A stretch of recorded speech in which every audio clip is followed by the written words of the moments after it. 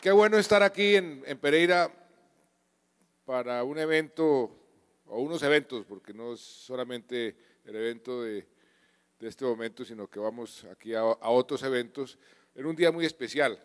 Esta mañana recibimos la gratísima noticia de París, de que uno de los sueños que teníamos de entrar a esa organización a la cual solamente pertenecen los países con las mejores políticas públicas, las mejores prácticas de todo el mundo, que esa organización nos había formalizado su invitación a pertenecer a la OECD.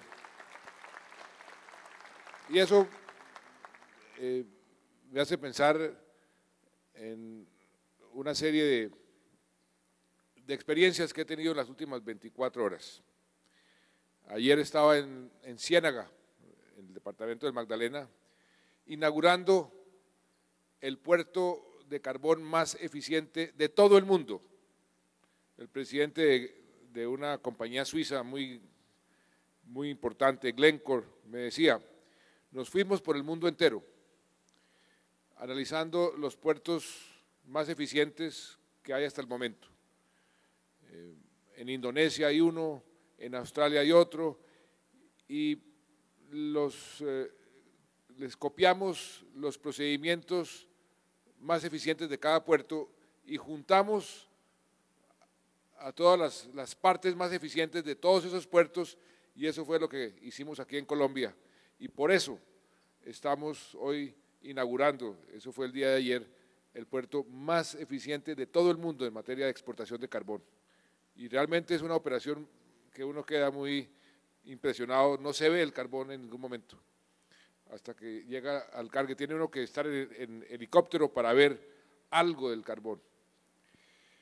Luego nos trasladamos a un pueblito, se llama Cerro de San Antonio, que queda al lado del río Magdalena, frente a otro pueblo que se llama Swan, en el Atlántico.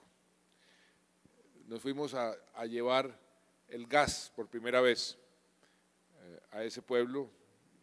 Imagínense ustedes la felicidad de esas familias que por primera vez pueden abrir la llave de la estufa y aparecer gas, y no tienen que ir todos los días a cortar leña para poder cocinar, para poder tener algún tipo de energía.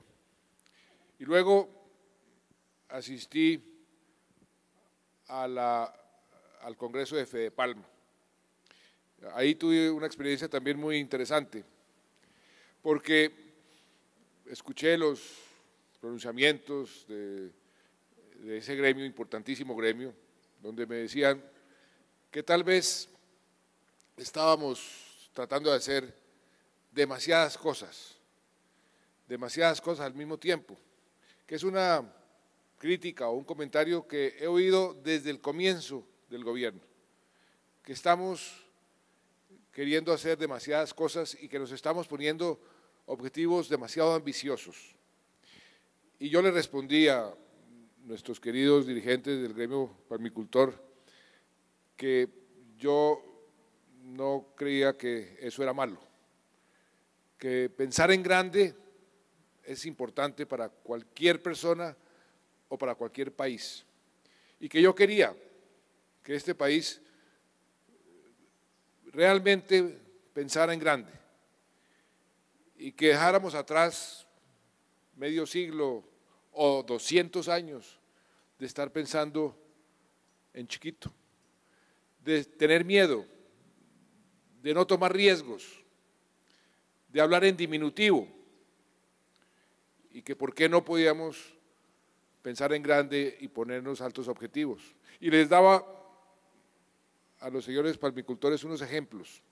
En la política internacional, al comienzo del gobierno, describimos una serie de objetivos que teníamos en mente: arreglar unas relaciones con los vecinos, Venezuela y Ecuador, hacernos elegir en el Consejo de Seguridad de Naciones Unidas, presidir y jugar un papel relevante en la región a través de UNASUR, presidir la Asociación de Estados del Caribe, hacer aprobar después de muchos años el Tratado de Libre Comercio con Estados Unidos, hacer aprobar después de muchos años el Tratado de Libre Comercio con Europa, abrir nuestro comercio con el Asia, con el Pacífico, establecer negociaciones con países como Corea o como Japón,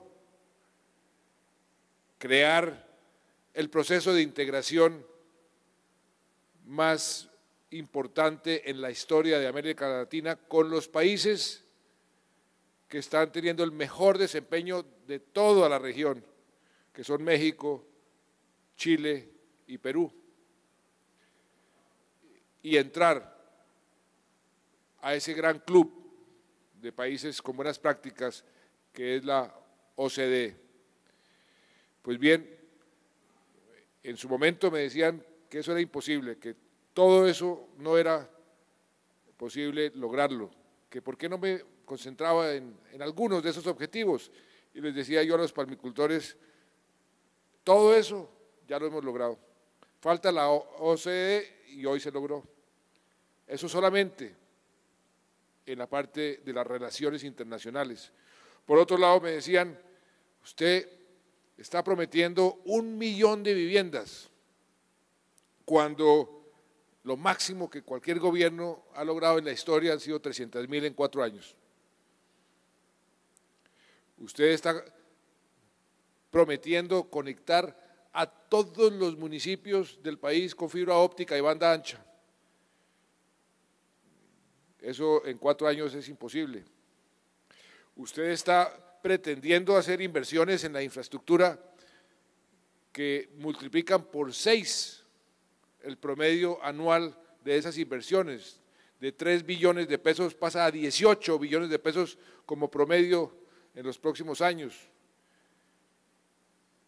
Usted pretende reducir la pobreza en esos porcentajes y pretende además romper la tendencia que ha tenido el país de 30 años de aumento de la desigualdad, mientras la economía crece, pero no crece la equidad, sino todo lo contrario. Y pretende hacer todo eso y al mismo tiempo tener la inflación más baja y tener equilibrio fiscal. ¿Cómo va a cuadrar ese círculo? Me decían hace 2 años, 2 años y medio. ¿Cómo va a cuadrar ese círculo? Eso es imposible de obtener. Pues bien, todo lo hemos obtenido. Tenemos equilibrio fiscal, tenemos la inflación más baja de los últimos 60 años, estamos haciendo la inversión más alta en infraestructura en la historia. Ese promedio de 18 billones de pesos anuales ya es una realidad. Ayer mismo, en las autopistas de la prosperidad, que es el proyecto más grande del mundo en ese ámbito, que es una inversión de 15 billones de pesos, se presentaron 19 consorcios ayer, compuestos por quienes, que es el mundo ideal para nosotros, por las empresas más grandes del mundo, asociadas con las mejores empresas colombianas. Creíamos, o se esperaban, 3 o 4 o 5, aparecieron 19.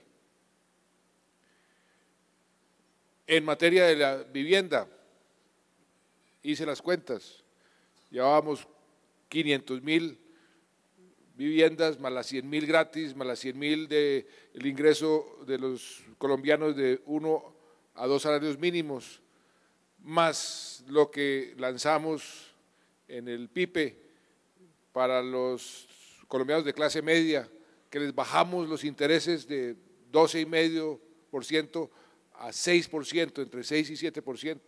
Eso va a generar otras 50.000 y así sucesivamente, ahí llegamos al millón. Y que en la locomotora mineroenergética, el 1.000.000 de barriles de exportación lo sobrepasamos ya. O sea que sí podemos, si pensamos en grande. Y sí podemos lograr grandes cosas. Y ahora, con esta entrada a la OECD, ya no queremos, y es un poco pretencioso, pero así hay que pensar, Ya no queremos compararnos con la región, decir, por ejemplo, que somos el país que más empleo ha creado en toda América Latina en los últimos 2 años. Hemos creado igual número de empleos que Brasil, pero Brasil tiene 4 veces la población nuestra. Que hemos sido el país que más ha bajado la pobreza junto con Perú, y con Ecuador hemos sido los países que hemos bajado más la desigualdad. Por primera vez en Colombia, desde que se llevan las cifras de desigualdad, rompimos una tendencia que para mí es uno de los resultados más importantes, porque si queremos tener un país viable y sostenible en el largo plazo, tenemos que tener un país mucho más justo, más equitativo. Y ya no somos, como prometimos en la campaña, el segundo país más desigual de toda América Latina, después de Haití.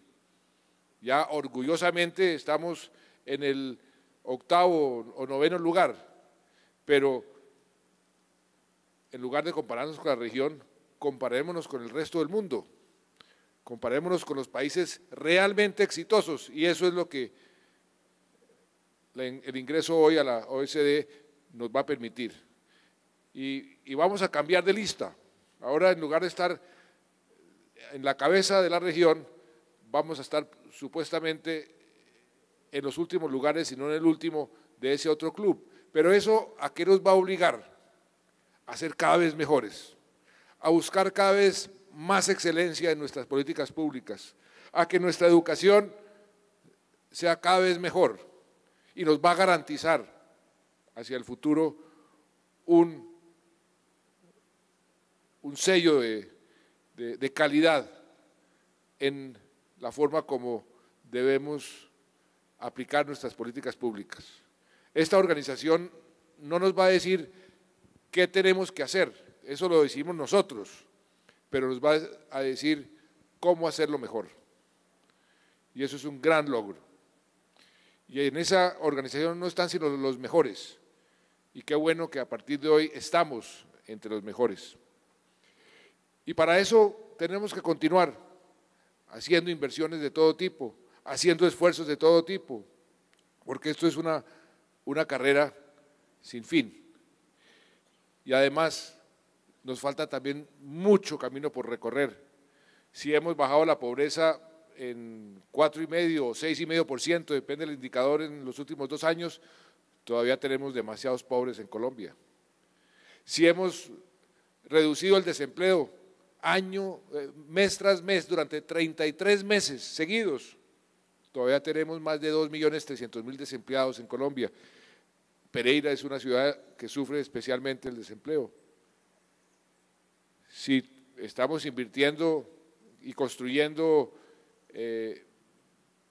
solamente en dobles calzadas este año 300 kilómetros de dobles calzadas, el año pasado fueron 200, el año antepasado fueron 100, 300 kilómetros de dobles calzadas es un número equivalente a lo que construyó España en dobles calzadas en su mejor momento, y España ha sido señalado como un país modelo en materia de creación de infraestructura, pero todavía nos queda muchísima infraestructura por construir.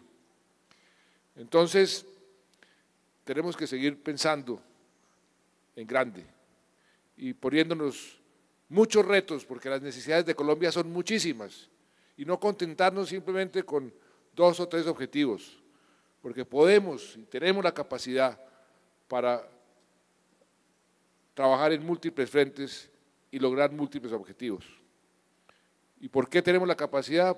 Porque tenemos los recursos, porque tenemos el capital humano, y si nos unimos todos como país, seguiremos logrando grandes objetivos. No podemos quedarnos cruzados de brazos.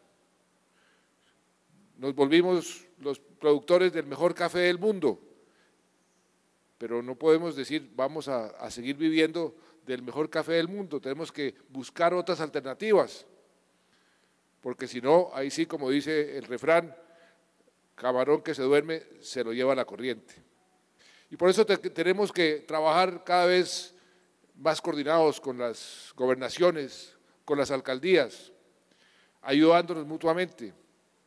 Esa es la forma de ir obteniendo cada vez más resultados. Y por eso, cómo me complace estar aquí hoy para eventos que para Pereira son muy importantes, muy importantes. Esta inauguración, este primer ladrillo, una gran iniciativa de este centro de convenciones que va a tener una expansión importantísima y que va a convertir a Pereira en un centro de atracción, de lo que llaman turismo dirigido, muy importante. Y como complemento, y como lo decía Mauricio, la inversión que vamos a hacer en el aeropuerto. El gobierno va a poner 50.000 millones de pesos, una inversión muy importante. Pero eso no puede quedarse ahí. Eso se chulea y seguimos pensando. Por eso a mí me complace mucho, el gobernador le da pena a veces, me dice, yo siempre pidiendo, no, pida siempre, gobernador, siempre hay que pedir, pero también hay que hacer, hay que pedir y hacer. Y en eso tenga la seguridad de que usted tendrá en mí un gran socio permanentemente. Sé que en muchos frentes, usted lo menciona porque usted conoce muy bien el tema de la salud. Ahí estamos tratando en el Congreso de la República, doctor Didier Burgos, ese proyecto es muy importante para darle una base a esta reforma de la salud, aunque en la salud hemos logrado también muchas cosas, a pesar de todo este desastre, por así decirlo, que hemos podido percatar. Sin embargo, se han logrado todavía muchas cosas. Nuestro sistema de salud no es tan deficiente ni tan malo como se quiere hacer creer, sobre todo cuando lo comparamos con otros países. Pero, por supuesto, hay que hacer ahí inmensos esfuerzos. De manera que ahí hay un desafío y una filosofía que yo quisiera poder compartir con mis compatriotas y poder internalizar como país.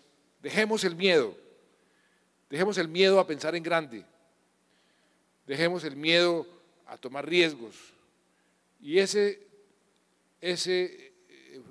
forma de pensar fue lo que me llevó a mí a tomar la decisión de establecer ese diálogo con las FARC, porque en cierta forma ese miedo también tiene que ver mucho con el conflicto.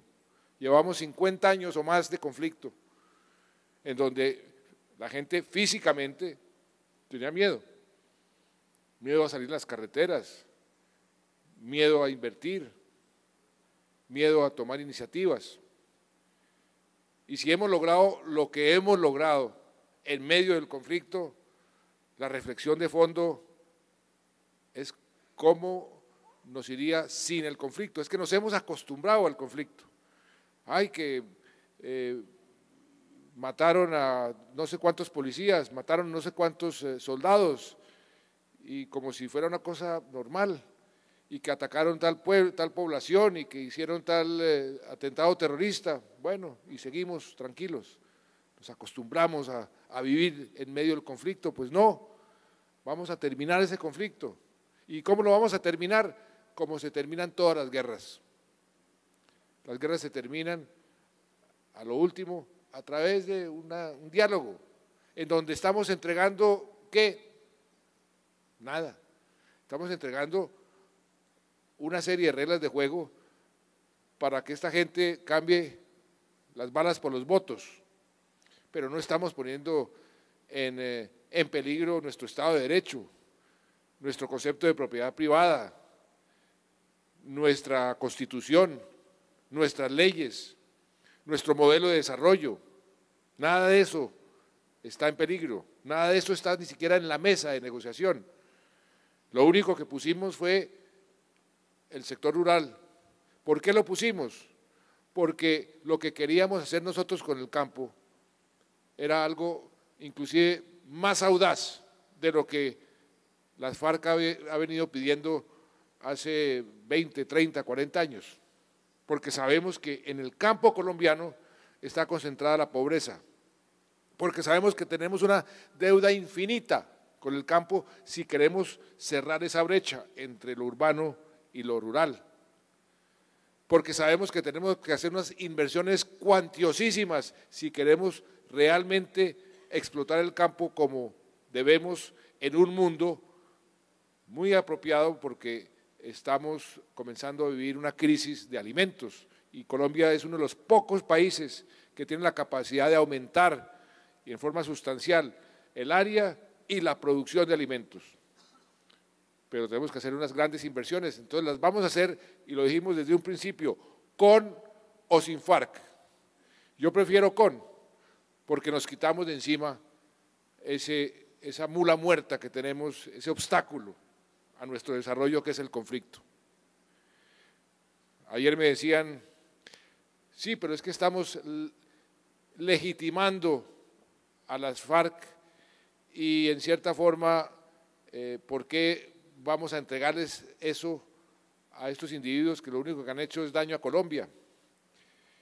Yo decía, no les estamos entregando nada, porque esto lo vamos a hacer con o sin ellos. Ellos más bien se están montando en el tren y en un tren donde esperamos poder terminar el conflicto. Porque ¿cuál es la alternativa? Preguntémonos, la alternativa es, yo no me siento a dialogar, entonces otros 50 años de conflicto, otros 50 años de guerra, porque Colombia sí que es un país ideal para una guerra prolongada. Hemos logrado reducir, ¿y en qué forma?, el número de miembros de la guerrilla, tanto de las FARC como el ELN, a su número más bajo en su historia, desde que se lleva las cuentas sobre cuántos miembros hay, lo que llaman encuadrillados, armados, pero todavía son cerca de 8.000. ¿Y qué pretenden los que dicen que no se siente a dialogar? Que los exterminemos uno por uno, eso nos vamos a durar otros 50 años.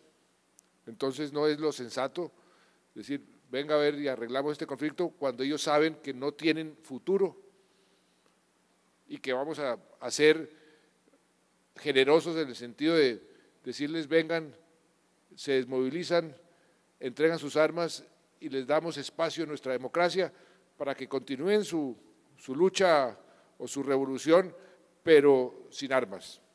Es lo mejor que nos puede pasar. Pero eso también es pensar en grande. Yo sé que es difícil. Desde el primer momento sabía que era complicado y que a esto le iban a salir muchos enemigos. Mucha gente que por diferentes razones iba a decir, no nos gusta, no lo consideramos apropiado, no es lo que más conviene. Sabía que poniendo condiciones como la de que no va a haber cese al fuego, sino hasta que todo esté acordado, iba a generar dificultades porque iba a generar contradicciones. ¿Cómo así? Se preguntan muchos, asusados por otros, ¿cómo así que este señor Santos está hablando con estos bandidos en La Habana y al mismo tiempo esta gente nos está matando a nuestros policías y nuestros soldados? Es una contradicción, aparentemente, pero no lo es cuando uno lo analiza. No hay cese al fuego y no hemos aceptado un cese al fuego. Y miren cómo ha cambiado la situación. Hace 10 años los que pedían cese al fuego era el gobierno y ahora los que dicen no al cese al fuego es el gobierno. ¿Por qué? Porque hay un cambio fundamental en la correlación de fuerzas. Porque sabemos que si hay cese al fuego, ellos saben aprovechar ese cese al fuego para fortalecerse, y eso lo que haría es prolongar el conflicto. O que, ¿por qué acordamos de que apliquemos la norma de que nada está acordado hasta que todo esté acordado? ¿Por qué no explicamos en detalle lo que se va acordando por etapas? Porque eso también genera incertidumbre, porque genera confusión, porque si acordamos un punto y cerramos ese punto, cualquier enemigo del proceso, y hay muchos interesados en envenenar el proceso, va a tomar ese punto y lo va a citar fuera de contexto. Yo utilizo el símil del pintor que está pintando su cuadro, él no quiere que el comprador entre al estudio y vea el cuadro por la mitad o una cuarta parte. Él quiere venderle el cuadro al comprador, pero quiere mostrárselo cuando esté completo, no por parches, porque por parches no se lo compran. Lo mismo va a suceder con este proceso. Esperemos a que esté el cuadro completo. Y el pueblo colombiano decidirá, porque vamos a someterlo a un tipo de refrendación popular, si les gusta o no les gusta. Y estoy seguro que les va a gustar, porque, como les digo, en el fondo no estamos entregando mayor cosa frente a la perspectiva de que por primera vez, y la mayoría de nosotros no ha visto un solo día de paz, por primera vez tengamos la perspectiva de vivir en paz en este país y podamos seguir pensando más en grande y dediquemos todos nuestros recursos no a combatir el terrorismo, sino a combatir la pobreza, el subdesarrollo, a generar más empleo, a generar más prosperidad. Eso es lo que yo quiero con mi país, quitar el miedo y pensar en grande. Y de eso se trata. Muchas gracias.